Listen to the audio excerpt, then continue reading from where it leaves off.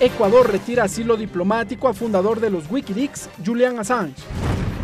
Canciller justifica salida de Assange de la Embajada de Ecuador en Londres.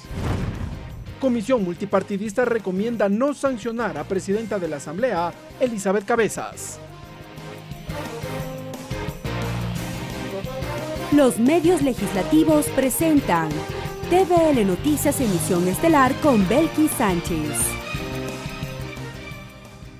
Saludos amigos y bienvenidos todos a la emisión estelar de TVL Noticias, a través de la cual llevaremos a ustedes un resumen informativo acerca de los hechos que han marcado las últimas horas. Gracias a quienes nos sintonizan a través de la señal de televisión legislativa del Ecuador, la radio de la Asamblea Nacional, y también a quienes nos siguen por internet por tvl.asambleanacional.gov.es y por Facebook Live. Bienvenidos.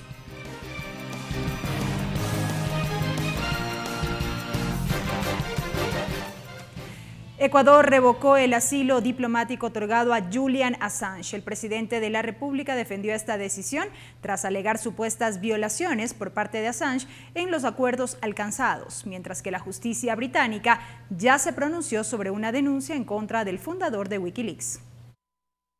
Un juez británico declaró culpable por haber roto los términos de su libertad condicional al fundador de los Wikileaks, el australiano Julian Assange, quien deberá cumplir una pena de hasta 12 meses en el Reino Unido. Assange fue detenido la mañana de este 11 de abril por la policía británica en la Embajada de Ecuador en Londres, luego de que el presidente de la República de Ecuador, Lenín Moreno, le retirara el asilo político. Moreno se refirió en estos términos. Ecuador soberanamente da por finalizado el asilo diplomático otorgado al señor Assange en el año 2012. El señor Assange violó reiteradamente disposiciones expresas de las convenciones sobre asilo diplomático de La Habana y de Caracas. El fundador de los Wikileaks, de 47 años de edad, permanecerá bajo custodia y recibirá su sentencia definitiva por el supuesto delito cometido en el Reino Unido. Según Moreno, durante los casi 7 años de permanencia en la Embajada de Ecuador en Londres, se identificaron varios hechos. Instaló equipos electrónicos de distorsión no permitidos, bloqueó las cámaras de seguridad de la misión del Ecuador en Londres, agredido y maltratado a guardias de la sede diplomática, ha accedido sin permiso a archivos de seguridad de nuestra embajada, mientras denuncia estar incomunicado y rechaza la conexión de Internet proporcionada por la embajada, posee un teléfono móvil con el que se comunica con el exterior. En junio del 2012, Assange debió presentarse ante la justicia británica para responder por los supuestos delitos sexuales por los que se le acusa desde Suecia.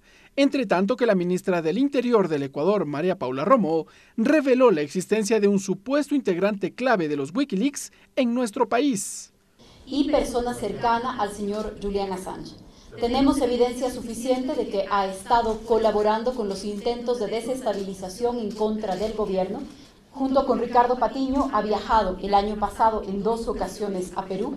En algunas ocasiones los viajes son juntos, en otros las fechas coinciden de manera cercana, y también a España. En cuanto a una posible entrega de Assange por parte de Londres a los Estados Unidos, el secretario particular del presidente de Ecuador, Juan Sebastián Roldán, informó la postura del Reino Unido. Es una carta del ministro de Relaciones Exteriores en el que confirma que la ley británica impide que los británicos extraditen a una persona en la que, permítame terminar y yo encantado le respondo todas las preguntas. Es una carta, he dicho varias veces, en las que el gobierno británico confirma que la norma de ese país impide que una persona sea extraditado en caso de que su vida corra peligro y pueda ser torturada. Postura que fue ratificada por el canciller José Valencia. El Estado ecuatoriano también ha buscado garantías adicionales de Gran Bretaña y hemos recibido por escrito de que el señor no será extraditado a un sitio, a un país donde pueda sufrir o hubiese en riesgo de tener la pena de muerte. Valencia también se refirió a la nacionalidad ecuatoriana que le fue otorgada en el 2018 a Assange. Está suspendida, es lo que hace una declaratoria de acto de administrativo lesivo, suspende las consecuencias y los efectos del acto administrativo en cuestión. Desde los Estados Unidos no se descartan acciones en contra de Julian Assange, que en el 2010 filtró información sobre los ataques de los Estados Unidos a Irak. Ricardo Bravo, TVL Noticias. Y Julian Assange llegó a la Embajada de Ecuador en Londres en el 2012 alegando ser víctima de persecución por parte de los Estados Unidos por la filtración de información. Assange vivió 6 años y 10 meses en la embajada y durante este tiempo varios hechos marcaron su permanencia en esta parte del territorio ecuatoriano en el Reino Unido. Wikileaks cobra fuerza cuando en el 2010 difunde varios documentos secretos del Departamento de Estado de los Estados Unidos sobre las guerras de Irak y Afganistán. Documentos que revelarían violaciones a los derechos humanos por parte de las tropas estadounidenses. En diciembre de ese año, la policía británica, o Scotland Yard, detiene a Assange acusado por la justicia sueca por supuestos delitos sexuales contra 2 mujeres en Bruselas. En el 2011, la justicia británica le impone arresto domiciliario, pero Assange, en el 2012, ingresa a la embajada ecuatoriana en Londres y presenta una solicitud de asilo por el temor de ser sentenciado a pena de muerte en los Estados Unidos si es extraditado a Suecia. Pero Assange no se detuvo en la publicación de información. En el 2016, el portal Wikileaks reveló información de la entonces candidata presidencial Hillary Clinton que hablan de un supuesto perjuicio a su campaña, lo que motivó un primer llamado de atención por parte del gobierno del expresidente Rafael Correa. En julio del 2017, durante el gobierno de Lenín Moreno, Wikileaks revela documentos de Emmanuel Macron, a pocas horas de las elecciones presidenciales en Francia, y en ese mismo año también se filtran tweets a favor del independentismo catalán. El gobierno ecuatoriano llama la atención nuevamente a Julian Assange y decide cortar las comunicaciones y acceso a Internet al fundador de los Wikileaks. El 12 de diciembre del 2017, el gobierno ecuatoriano le otorgó la carta de naturalización a Assange. Según se dijo en ese momento, con un cargo diplomático se buscaría su salida de la embajada. Sin embargo, en el 2018, un nuevo impasse surge. El 13 de octubre, la Cancillería ecuatoriana entrega a Wikileaks un documento denominado Protocolo para regular las comunicaciones, visitas y gastos de Assange al interior de la embajada. En marzo pasado, el gobierno de Ecuador se reservó el derecho a ejercer acciones legales en contra de Assange por unos cables filtrados en donde se pondría en entredicho el gobierno de Lenín Moreno. El pasado 2 de abril, el jefe de Estado señaló que Assange ha redundado en sus violaciones. El 28 de marzo de ese año, la Asamblea Nacional aprobó una resolución que condena la violación a la intimidad de las autoridades ecuatorianas. La cronología se cierra este 11 de abril, cuando el gobierno de Ecuador decidió retirar el asilo diplomático al fundador de los Wikileaks, Julian Assange. Ricardo Bravo, TVL Noticias.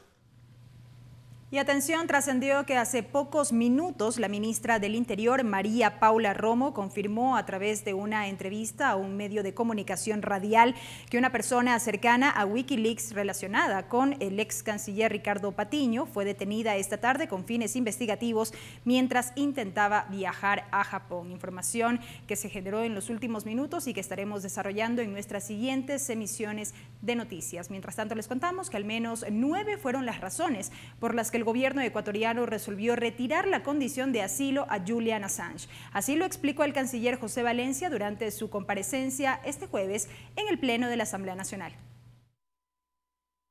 Bajo el énfasis de que el otorgamiento y retiro de la condición de asilo es potestad soberana del Estado, inició la comparecencia del canciller de Ecuador, José Valencia, en el Pleno del Legislativo. La decisión del Ecuador se ha producido luego de contar con las garantías otorgadas por Gran Bretaña de que no existen riesgos para la vida e integridad del señor Assange y, por supuesto, debido a su reiterada violación de las normas establecidas en las convenciones interamericanas sobre asilo diplomático. Y refirió lo que ha costado al Ecuador la estadía de Assange en la legación diplomática. El Ecuador gastó desde junio de 2012 hasta septiembre de 2018 la suma de $5.817.000 en servicios de seguridad y casi $400.000 en rubros que van desde servicios médicos, alimentación y lavado de ropa hasta consultorías de asesoría jurídica. Según el canciller, 9 fueron al menos las razones que motivaron la decisión de Ecuador en este caso. Alegó que Assange incurrió en actos de intervención e interferencia en asuntos del Estado, que hubo un mal comportamiento del asilado y falta de respeto hacia el Ecuador, la existencia de amenazas del asilado en contra del Estado ecuatoriano y la Embajada de Londres. A esto sumó que la posición del Reino Unido se ha mantenido inalterable desde el 2012. La salud de Assange es motivo de preocupación, dijo. Agregó que el asilo diplomático no es un instrumento para evadir la justicia.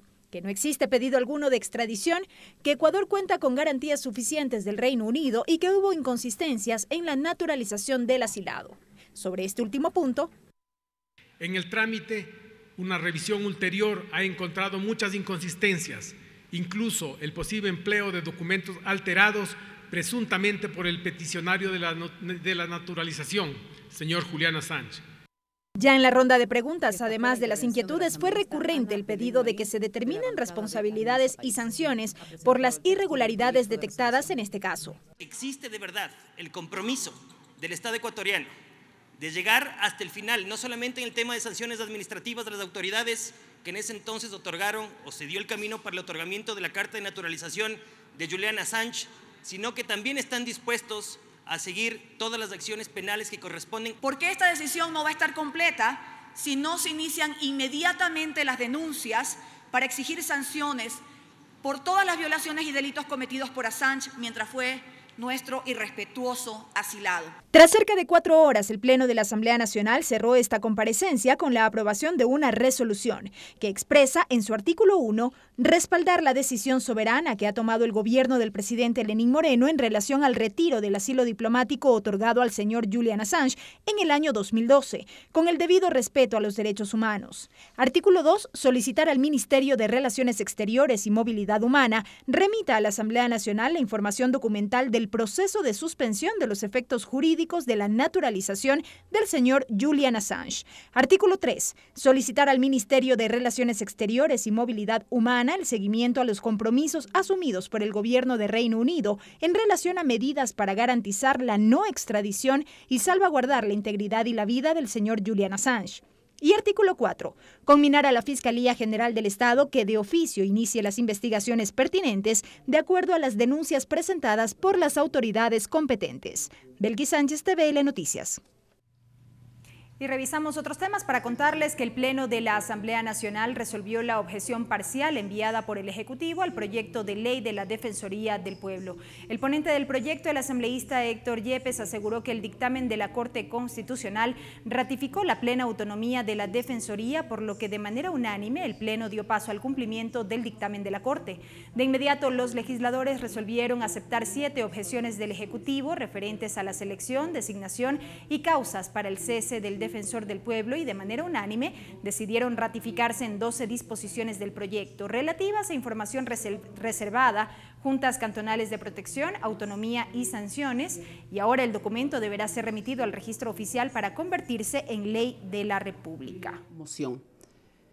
El rol del Pleno de la Asamblea es acatar lo que dictaminó la Corte Constitucional. El Ejecutivo objetó 30 disposiciones de este proyecto de ley aprobado por el Pleno. De esas 30 disposiciones, la Corte Constitucional ratificó la plena validez de 24 de 30, es decir, la validez de la gran mayoría de lo aprobado por esta Asamblea Nacional, y ha dictaminado que se cambien 6 disposiciones. En lo de fondo es importante resaltar que la Corte, sobre todo, ratificó la plena autonomía que tiene la Defensoría del Pueblo en el ejercicio de sus atribuciones y que lamentablemente fue cuestionada no solo por el gobierno, sino también por la Procuraduría General del Estado en este Pleno. La Corte ha dicho que eso no tenía lugar, ni tampoco pretender quitar la inmunidad del Defensor del Pueblo. Al conmemorarse 30 años de su existencia, la Asamblea Nacional entregó un acuerdo legislativo a la Casa Montalvo. En el documento se evoca el legado cultural del insigne escritor ambateño Juan Montalvo Fiallos, quien nutrió la literatura ecuatoriana y americana con singular vocación e inspiración. Carlos Miranda, director de la Casa Montalvo, fue quien recibió el reconocimiento y se refirió a la muestra itinerante que lleva adelante esta institución y que busca difundir por todo el territorio ecuatoriano la obra y pensamiento del escritor. Esta mañana, la Casa de Montalvo, señera entidad cívica y cultural de la ciudad Jardín del Ecuador, ha venido con su museo itinerante a este severo recinto legislativo, invitados por la señora asambleísta de Tungurahua, economista Rosa Verde Soto. Itinerante quiere decir que viaja, que se moviliza, y lo hacemos por los 4 puntos cardinales de la nación, cumpliendo con el propósito preclaro de difundir la vida, obra y pensamiento del cerebral y fogoso escritor. Hemos venido en cívico peregrinaje trayendo algunos de los elementos del entorno montalvino. Los lienzos de los maestros de las artes plásticas César Villacrés, Franklin Ballesteros y Angeloni Tapia. Algunas muestras de su pulcra y elegante ropa, sus manuscritos originales, aquellos que fueron pensados y escritos en sus largos días de exilio en Ipiales. Y en esta misma jornada, el Pleno del Parlamento entregó la condecoración Asamblea Nacional de la República del Ecuador, doctora Matilde Hidalgo de Procel, al mérito social, a Diana Aguavil, primera mujer gobernadora de la nacionalidad sáchila. El Parlamento entregó además un acuerdo legislativo en el cual se exalta la valía y el trabajo de Aguavil, quien dijo que asumió esta responsabilidad porque las mujeres tienen la capacidad para desempeñarse en todos los ámbitos. ¿Dónde se ubica? Son dos cosas que me hizo que decidiera para ser gobernadora de la nacionalidad sáchila.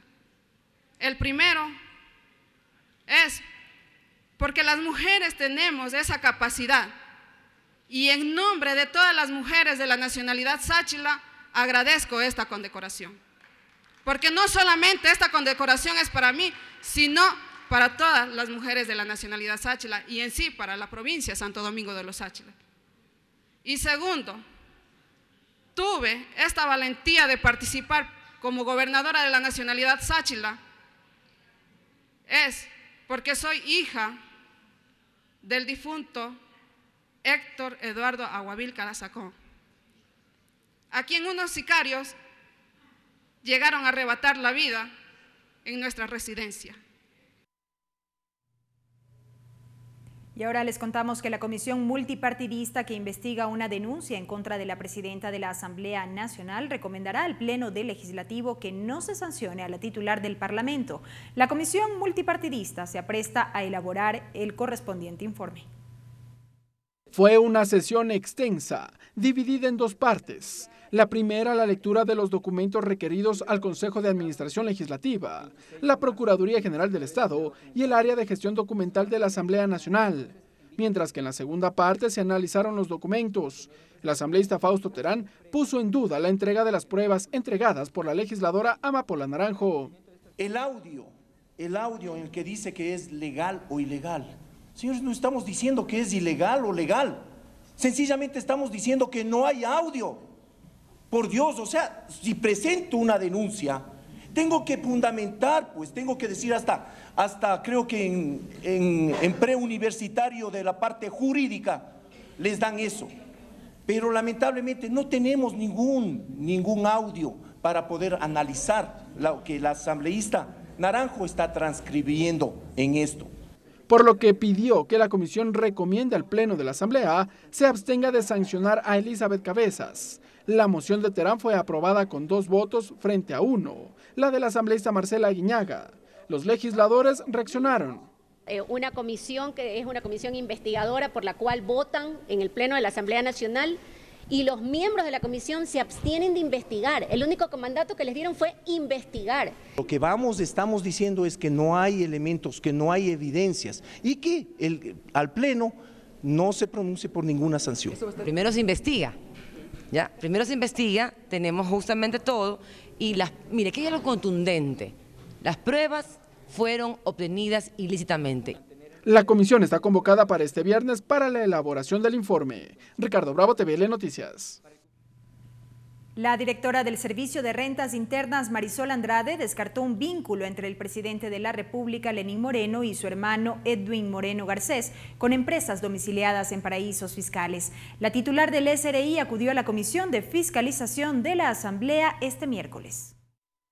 La directora del Servicio de Rentas Internas, Marisol Andrade, explicó que el Estado ecuatoriano efectúa controles permanentes a 185 contribuyentes, entre ellos Sinohidro, la empresa encargada de la construcción de la hidroeléctrica Coca-Cola Sinclair, y que según el portal La Fuente, tiene vínculos con empresas domiciliadas en paraísos fiscales. Marisol Andrade confirmó que Sinohidro tiene entre sus accionistas a la empresa Recomsa, que a su vez figura el nombre de Conto Patiño. Según dijo, la empresa Recomsa Comercial registra irregularidades en su declaración tributaria. se estableció glosas, se determinó un impuesto a pagar y ese impuesto con los recargos e intereses correspondientes pues está en nuestro control de coactiva. El asambleísta Germuy Calle pidió detalles sobre el origen de los 18 millones de dólares que habría recibido la empresa Recomsa y que a su vez 4,2 millones de dólares habrían sido trasladados al Ecuador. El SRI antes, ahora o después se apresta a denunciar. Actualmente esa deuda está en facilidades de pago, se viene cancelando por parte del contribuyente los valores que le corresponden. Andrade reveló que entre las acciones de determinación adoptadas por el SRI estuvo el embargo de una casa de Conto Patiño, bien inmueble avaluado en no menos de 3 millones de dólares. Hubo una transferencia de Recorsa Panamá a Comercial Recorsa Ecuador, mediante transferencias de aproximadamente 4.2 millones.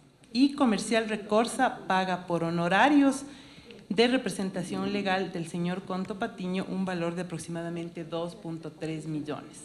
Y señaló que en Ecuador operan al menos 875 empresas fantasmas. Empresas fantasmas, instrumentales, que han tenido diferentes tramas. Ante la pregunta de si alguna empresa fantasma tiene vínculos con el presidente de la República, Marisol Andrade lo negó. Subrayó que el hermano del jefe de Estado, Edwin Moreno, recibió pagos relacionados con servicios prestados y que están declarados en el organismo tributario.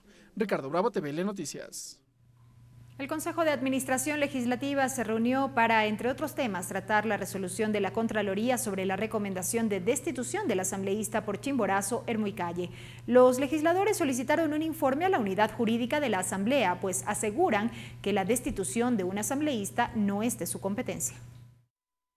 El Consejo de Administración Legislativa solicitó un informe a la Procuraduría de la Asamblea sobre la resolución de Contraloría en la que destituye al asambleísta de Chimborazo, Germuy Calle. Está en el que ha sido apelada la decisión en el contencioso administrativo, pero es un tema que no le compete a la Asamblea. A nosotros lo que nos compete es pedir a nuestro procurador síndico, o sea, al abogado de la Asamblea Nacional, un informe jurídico.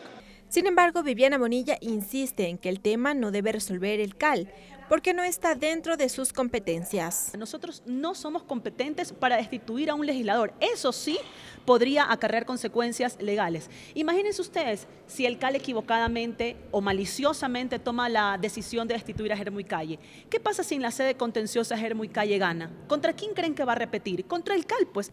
La social cristiana Cristina Reyes concuerda con Bonilla y recordó que en la Ley de la Función Legislativa se establecen las causales y el procedimiento para la destitución de un asambleísta y en este caso no aplica. Díganme en qué parte de la ley se establece el conocer o ejecutar una sanción de destitución.